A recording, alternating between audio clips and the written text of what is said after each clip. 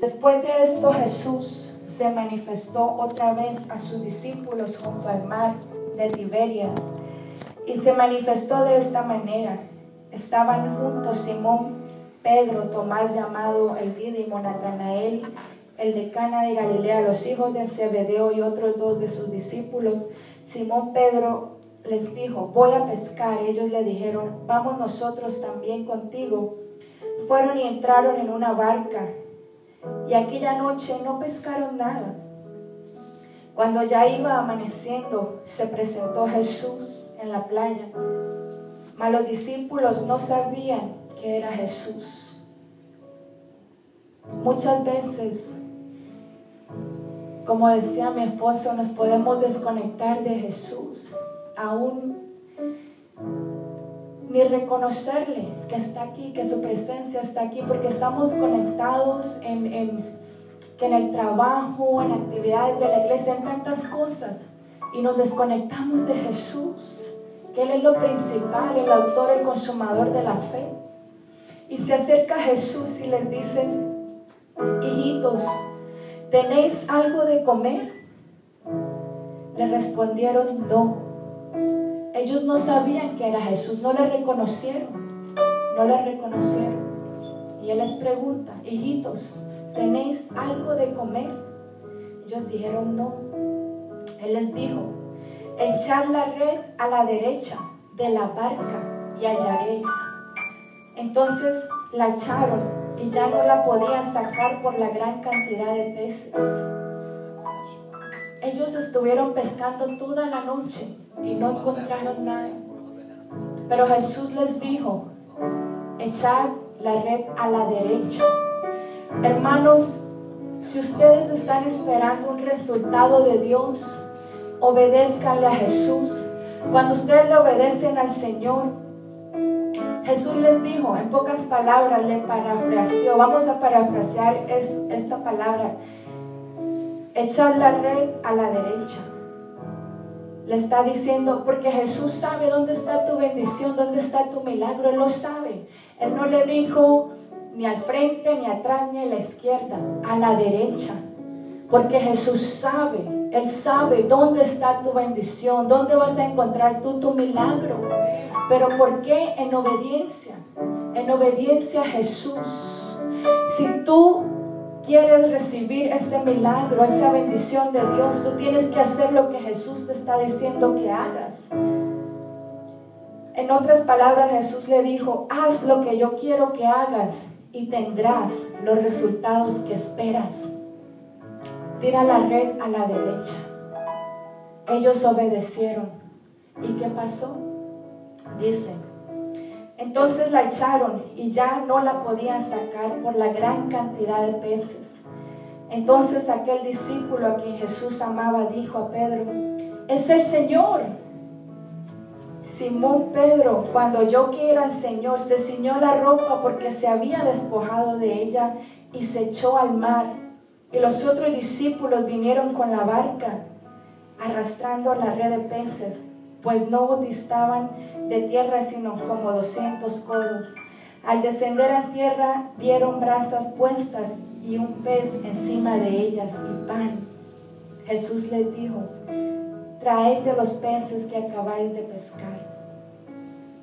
Qué grande es el Señor. Les tenía preparado hasta una comida: peces, pan, el grill, se puede decir. Wow, esta palabra es, a mí el Señor ha tratado conmigo de una manera especial en la obediencia. Sabemos que los caminos de Dios son difíciles, no es fácil. Y el Señor nos dice: camina por acá. Nosotros no queremos ir por aquí. El Señor nos dice a la derecha y nosotros no, que es por aquí. Y la palabra del Señor dice: hijo, no sea como el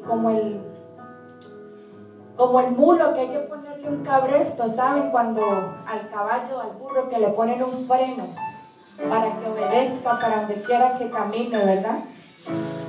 Amén. Vamos ahora a Mateo 21:2.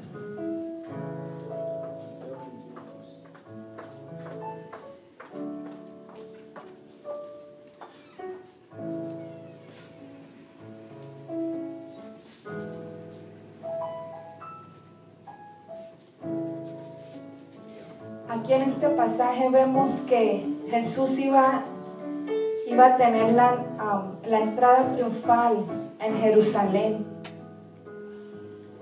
Y Jesús le dice a sus discípulos,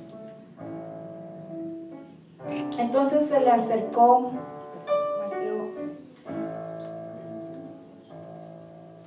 21:2. Le dijo a sus discípulos, id a la aldea que está enfrente de vosotros, y luego hallaréis un asna atada y un pollino con ella. Desatadla y traédmelos. Y si alguno os dijere algo, decid, el Señor los necesita y luego los enviará.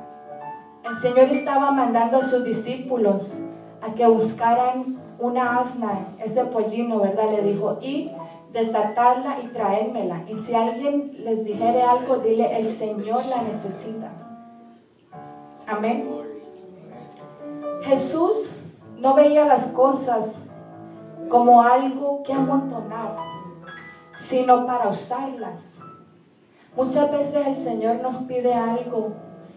Él no pidió un burro cojo con una oreja caída, no. Él quería el burro nuevo, el pollino, ¿verdad? Muchas veces le damos al Señor lo que nos sobra.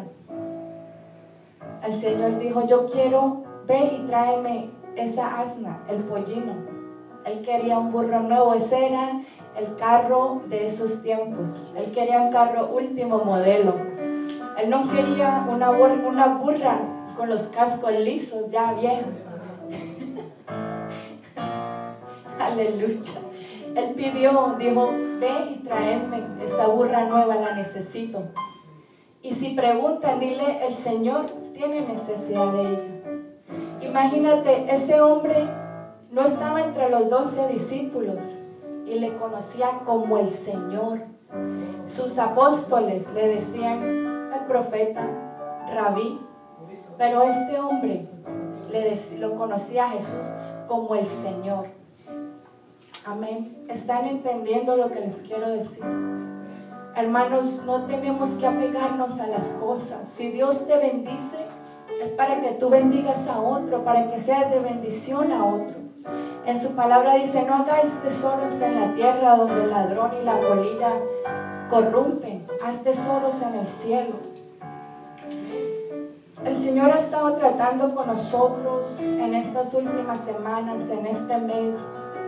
Y todo lo que el Señor nos ha dado, nosotros se lo entregamos. Ok, no era el tiempo de Dios.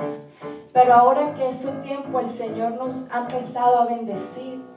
Nos ha puesto cosas en nuestras manos y es para su gloria. Y yo estoy sorprendida. El Señor nos ha sorprendido y yo digo, Señor, y Él me decía, hija, la bendición está en la obediencia. Cuando tú obedeces, cuando uno es obediente, Dios bendice tu vida. La obediencia, hermano. Seamos obedientes al Señor. Si el Señor te pide, como le pidió a Abraham su hijo, le pidió a su hijo y él fue obediente a sacrificarlo. Pero el Señor probó el corazón. Muchas veces el Señor nos prueba y nos pide algo. Él quiere que nos soltemos. Porque Él nos prueba a pedirnos algo, las cosas que más queremos, que están tan atadas a nuestro corazón. Porque Él no quiere que haya ningún ídolo. Porque a veces idolatramos al esposo, a la mujer, a los hijos. Y en este momento me recuerdo cuando el profeta Elí, era el profeta Elí. Él amaba tanto a sus hijos y él vivía haciendo sacrificios por mis hijos, por Fineas y los hijos. Y decían que el pecado de ellos subió a la presencia de Dios. Se acostaban con las mujeres del pueblo y eran horribles de pecadores. Y este profeta Elí cada rato era haciendo sacrificio y tapando ese pecado, pero no. Las oraciones de una madre pueden llegar hasta cierto límite. Hasta ahí llegan. Nosotros tenemos que poner de nuestra parte. Dios hace una parte, pero tú tienes que poner la otra parte, el otro 50%. Hermanos, la palabra de esta noche confirmación, el pastor habló, mi esposo, yo no, te digo, no me puse de acuerdo con él, ni le pregunté de qué vas a hablar, salió la obediencia.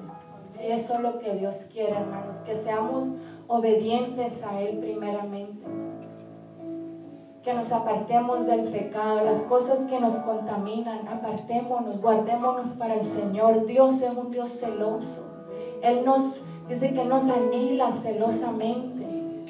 No comprometamos nuestra salvación con el mundo. Como decía la hermana Ruth, yo no entiendo si soy salva o soy pecadora y si me muero. Bueno, había ahí como una pequeña confusión. Sí, tú eres salvo, tú aceptaste a Cristo, eres salvo en ese momento, pero tu salvación la tienes que cuidar, la tienes que mantener. Dios es un Dios santo, un Dios de santidad. Tenemos que caminar en santidad, en reverencia a Dios, para que podamos ver los resultados en obediencia. Obediencia a Jesús. En la palabra de Dios dice que Jesús fue obediente hasta la muerte y muerte de cruz. Fue y se sacrificó por nosotros en obediencia. Dijo, Padre, dice que él estaba orando y su sudor era como gotas de sangre. Y el Señor le dijo, Jesús le dijo al Padre, que no se haga mi voluntad sino la tuya, Señor. Pasa de mí esta copa, pero que no se haga mi voluntad sino la tuya. Decía una predicadora, a Elías le dio la depre, sí, porque la Jezabel lo quería matar y se encerró en una cueva. Imagínate si a Jesús también, como se puede decir, le dio la depresión de que no, Señor, pasa de mí esta copa, pero imagínate donde él hubiera salido corriendo a esconderse. Ninguno de nosotros hubiéramos sido salvos en este día. Gracias a Dios. Tenemos que seguir el ejemplo de Jesús. Va a venir la depresión, va a venir el desánimo, pero párese en la brecha. Dios está contigo. Él ha prometido no dejarte. Él ha prometido que estaría con nosotros hasta el fin del mundo. Sí, en el mundo tendréis aflicciones, pero confía, yo he vencido al mundo. Tenemos que creerle a Dios, creerle que ese que nos llamó es el que nos va a sacar a la victoria. Y yo le doy gracias a Dios. Y sí, hemos sido probados, hemos sido pasados por el fuego, nos han pasado por el fuego, nos hemos desprendido de todo, de carros, de joyas, de dinero, y le hemos dicho, Señor, quítanos todo, pero no nos quite tu presencia. Porque si tu presencia no está con nosotros, ¿de qué nos sirven los lujos? ¿De qué nos sirve el dinero? ¿De qué sirve eso si Dios es el que nos trae la paz, el gozo de la salvación? Hermanos, ríndanse al Señor un corazón. Dice que Él no rechaza un corazón contrito y humillado, nunca lo despreciará. Y hemos visto, yo estoy viendo la respuesta a las oraciones. Aquí nos hemos parado a orar. A veces nos desanimamos, sí, porque no vemos las cosas que pasan. Queremos todo ya. Aquí en América hay un espíritu, se acostumbra a uno que quiera poner microwave rápido, en segundos, en minutos. No, Dios no trabaja así. Dice que un día para Dios son 1000 años y 1000 años como un día. Tenemos que aprender a ser pacientes. Esa es la fe, tener paciencia, esperar en Dios. Señor, dame paciencia, fortaléceme, entender que no es en tu tiempo, es en el tiempo de Dios. Esperar en Él con paciencia, Señor. Si tienen debilidades, todo el mundo tiene debilidades, pero ¿qué dice la palabra? El Señor se glorifica en la debilidad del hombre. Si tienen una debilidad, Señor, te presento esta debilidad. Padre, glorifícate, Señor, en mi debilidad. Dice que hay que reconocer delante de Dios, confesar el pecado. Lo que hemos hecho aquí esta noche es glorioso porque el Señor se manifiesta, se glorifica en nosotros. Si no fuéramos débiles, entonces no necesitaríamos de Dios. Todos necesitamos de Jesús día a día. Señor, necesito más de ti. Fortaléceme, reconocer que sin Él no somos nada. Él es el todo para nosotros.